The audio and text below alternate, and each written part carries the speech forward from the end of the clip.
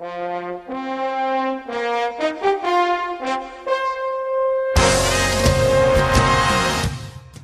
Hopkins visited McDaniel looking for his second 10-0 regular season in 3 years.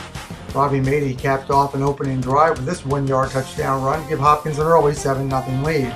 On the next possession, Mady finds Dan Wadika, who powers 5 yards into the end zone to make it 14-0. Jack Toner steps in front of this Seth McFall pass, finds room down the sideline 36 yards, and it's 21-0 Blue Jays. Hopkins scored on his first 5 possessions. Here, backup quarterback Braden Anderson finds Jared Beekman in the corner of the end zone to make it 28-0 at the end of the first period. And Matt Berry scores on a 2-yard run, and Hopkins is well on his way, leading 35-0. Green Terror gets on the scoreboard on this McFall pass. The Nick Amelia covering 48 yards to make it 35-7. Anderson scores on a 1-yard run to open the second half to make it 42-7. McFall finds Mike Oliveto, who fumbles the ball into the end zone, but Keith Woodrow falls on it to make it 45-14. But Hopkins will go on to complete a 10-0 regular season, 52-21. Moravian traveled to Muhlenberg in the annual battle for Lehigh Valley bragging rights. The Mules got on the board first on this Kevin Van Laar 2-yard run. Van Laar, 40 carries, 167 yards on the day. Moravian pulled within 1 just before the half. Robbie Moyer teamed with Jalen Snyder-Scipio to put the Greyhounds deep into Mule territory. Moyer scores on a 5-yard run, but the 2-point conversion failed to make it 7-6. And Connor Winter added a field goal just before the half. The Mules led 10-6 at the break. Joe Carlucci found Cody Geyer in the end zone on a 19-yard touchdown pass to put the Mules up 17-6. And then Muhlenberg pulled out all the stops. An onside kick recovered. And Muhlenberg's back in business. Carlucci then finds Geyer again on a 45-yard touchdown pass, and the Mules led 24-6. Robbie Moyer hit Will McLaughlin on a 31-yard touchdown pass late, but it wasn't enough. Muhlenberg wins 24-12. It's the battle for the goalpost trophy in Huntington. Susquehanna takes an early 3-0 lead on a Spencer Huddle field goal. On the ensuing possession, Ward Udinsky carries deep into Crusader territory, setting up Ken Kaiser's field goal to tie the game at 3. Juniata would take the lead on the next drive. Udinsky looks deep and finds Aaron O'Brien, who makes a great catch in double coverage. That sets up Udinsky on this 14-yard touchdown run to give the Eagles a 10-3 lead. But the play of the game came midway through the third quarter when Charles Swigert picks off this pass by Mark Rosenbaum and weaves his way through the Susquehanna defense 34 yards to pay dirt to give the Eagles a 17-3 lead. Rosenbaum would come back and find Will Howe in the end zone on a 29-yard touchdown pass to make it 17-10, but after that the Juniata defense took over. Here, Demetrius Floyd has an interception, and Kevin Gorman and Jared Shope team up on a sack. Juniata defeats Susquehanna 17-10. Ursinus visited Dickinson and got on the board early on this 26-yard touchdown pass from Kevin Monahan to Jerry Rahill. Then Monahan called his own number to give the Bears a 14-0 lead at the half. The turning point of the game came in the first play of the third quarter. Dickinson coughs the ball up. A mad scramble ensues, and Greg DeSanto scoops the ball up and runs into the end zone to give the Bears a 21-0 lead. Taylor Paul takes a short pass from Monahan, dodges one defender, and finds his way into the end zone to make it 28-0 Ursinus. Eric Boyer added a 36-yard field goal to make it 31-0, and the Bear defense took over from there. Here, forcing a Dickinson fumble, and then snuffing out a final Dickinson effort with a sack. Ursinus goes on to defeat the Red Devils 31-0. Gettysburg and Franklin and Marshall met for the 99th time in their long series. The Diplomats jumped all over the Bullets early. Here, E.J. Schneider scores on an 8-yard run for an early 7-0 lead. And then on the next possession, Schneider finds room around the right side, sprints through the Gettysburg secondary, 83 yards for a touchdown, and Franklin and Marshall is on top, 14-0. Next possession, Frank Stromolo takes the handoff, scores on a 1-yard run. Stromolo with 177 yards on the day. And then Schneider scores on a 1-yard run, and it's 27-0.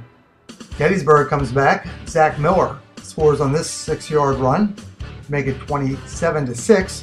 Schneider scores his fourth touchdown of the day to make it 34-6, but Gettysburg would mount a comeback. Miller on a 3-yard touchdown run, and then Paul Lowry scores on a short plunge, and it's 34-20. Franklin Marshall gets a sack of Miller in the end zone for a safety to make it 36-20, but Miller would come back and find Peter Fessenden on a 32-yard bomb, and suddenly it's a ball game at 36-26. F&M would march right back down the field, but Schneider is picked off by A.J. Hill, and Hill has a caravan of blockers. He goes down the right sideline 69 yards before Schneider makes a touchdown-saving tackle.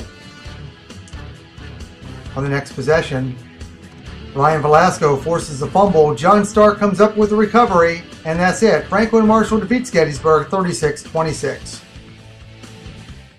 Welcome back to Inside the Huddle and today's Coach's Corner with Johns Hopkins head coach Jim Margraff. Coach, congratulations, a perfect 10-0 regular season, your fourth outright Centennial title in the last 5 years. The program certainly is certainly where you want it, and let's talk briefly about the regular season and your thoughts looking back. You set out each year to play your best, to win each and every game, to win the conference championship, and to win the Centennial Conference championship for the fifth straight year. To go 10-0, it's awful tough. And actually, I got a lot of emails and texts from coaching friends the evening after we won last week. One from the head coach of the Philadelphia Eagles, one from Coach Donnelly at Muhlenberg. But people who know it's tough to win all 10 games. No matter what sport you're in, no matter what conference you're in. So I'm very proud of our guys. It's been a long haul. It takes its toll playing in a conference like the Centennial Conference. Tough games each week. But I'm very proud of our guys right now. We're certainly proud to represent the Centennial in the NCAA playoffs. Let's talk about your senior quarterback, Robbie Mady, 22-2 as a starter. Sometimes with all the talent he's surrounded with, he might be unnoticed, but certainly a classic field general. Robbie's our leader. He's a great football player. I think in a completion percentage for college football players, he's number one. Johnny Manziel's number two. I mean, Robbie's just been a rock for us. Again, a tough guy, a great leader.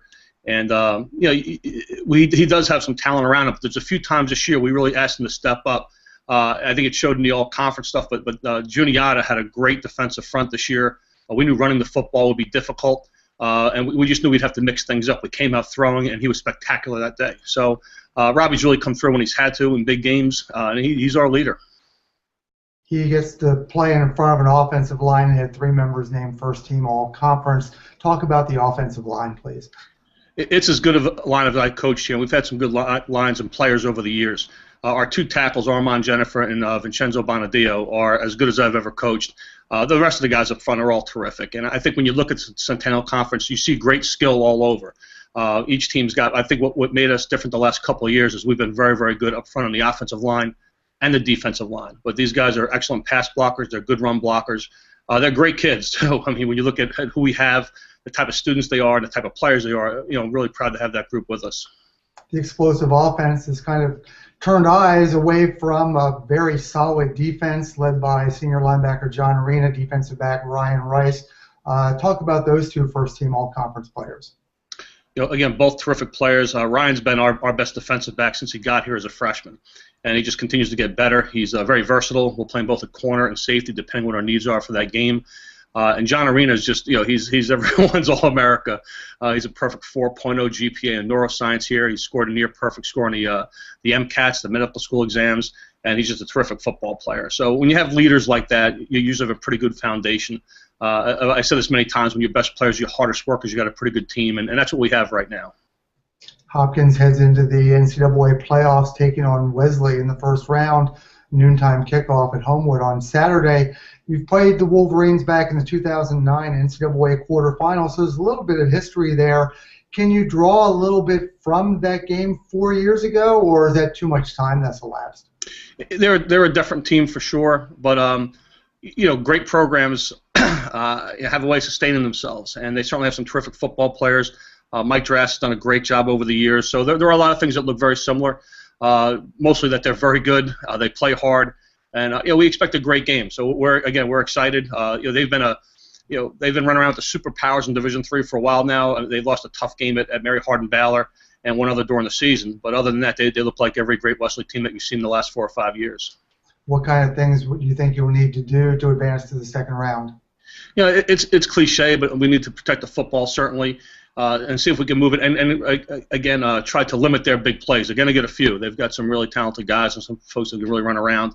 At the same point, we've been playing well all year, so it's a great challenge for us. Our guys are they're ready to go. We're excited to get out to practice this afternoon. Johns Hopkins head coach Jim Margraff, thanks for joining us inside the huddle today. Best of luck on the Blue Jays' road through the NCAA playoffs. Thanks, Steve.